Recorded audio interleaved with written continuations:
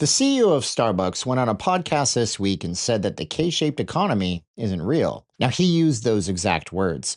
Then he gave you a number that proves he's either lying straight to your face or genuinely doesn't understand his own customers. Once you see what he said next to what he actually earns, I think you're going to be quite furious. Now, his name is Brian Niccol. Late April, on the Wall Street Journal's What's News AM podcast, an interview asked him directly how Starbucks is navigating the K-shaped economy. His answer, word for word, was, quote, "We're not seeing that in our business." He then defended $9 coffee as a, quote, "really affordable premium experience," end quote.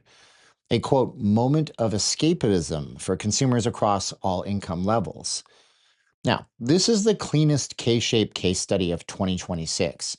And the CEO of the company at the center of it all just told you with a straight face that the K-shape is not real.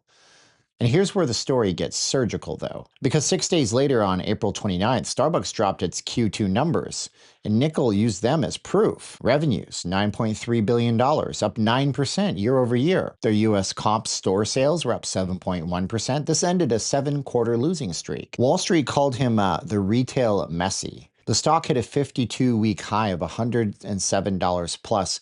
This was up 25% year to date, while the whole S&P 500 is only up 4%. So the consumer must be fine, right? Now, not so fast.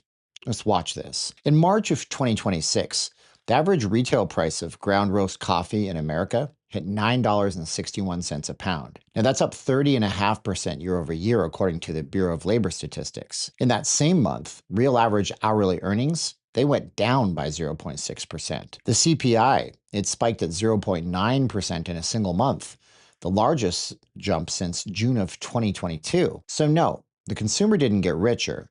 The ticket got more expensive, and the consumer decided to pay for it anyways. And while Starbucks comps are running hot, look at what's happening just one tier below. The Jefferies data shows that in March, overall restaurant visits are down 0.5%. This is attributed explicitly to a middle-income pullback. McDonald's just launched an under $3 menu on April 21st, and Subway, well, they closed 729 net U.S. locations in 2025. That's their 10th year straight of domestic decline. We did a video on that. Go check it out. The middle of the K is collapsing into value menus. Starbucks happens to be the last tier where stress spending still functions. More on that in a minute.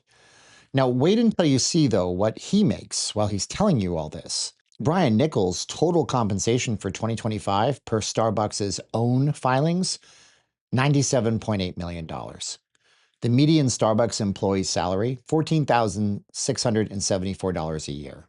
Now, just do the math, or I'll do it for you. That's a pay ratio of 6,666 to 1. That's the highest CEO to median worker ratio in the entire restaurant industry. The barista who makes your $9 latte can't afford to buy your $9 latte. And in early May, the same week Niccol was telling you the consumer is fine, Starbucks launched a $1.1 billion cash tender offer to buy back 8 series of senior notes. See, he's restructuring $1 billion of debt while telling the public that there's no problem. Here's the part that should change, though, how you see your morning coffee forever. Behavioral economists have a term for this. It's called compensatory consumption. When people lose control of the big things, housing, healthcare, retirement, they spend on small reliefs to feel control. The cortisol shuts down the prefrontal cortex. The $9 latte becomes physiologically necessary, not just a treat. In the 2001 recession, Estee Lauder called this the lipstick index.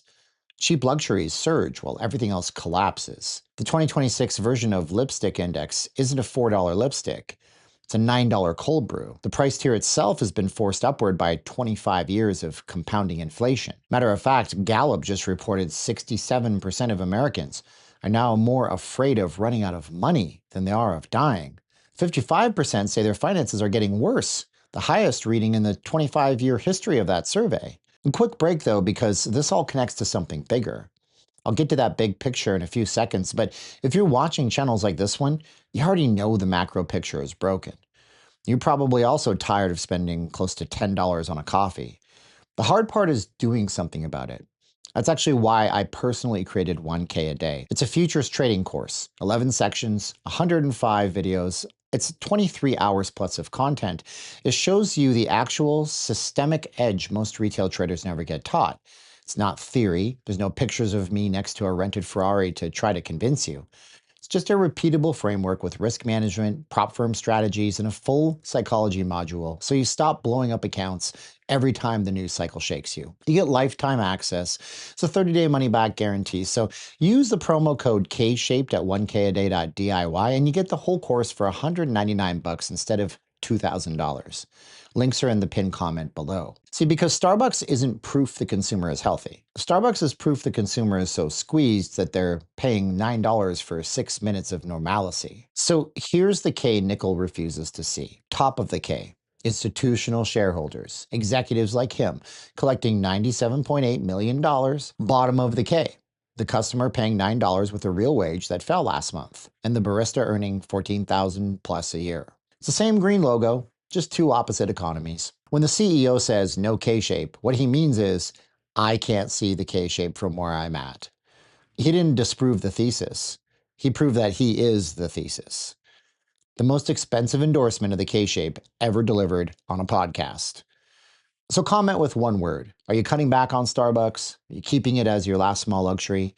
I want to see that split below in the comments in real time. Also, be sure to subscribe and like. We do these every single day. There's another video next to my head about a different case of a company telling you one thing and really meaning another. YouTube knows what you're going to like to see next. And until then, see you in the next video.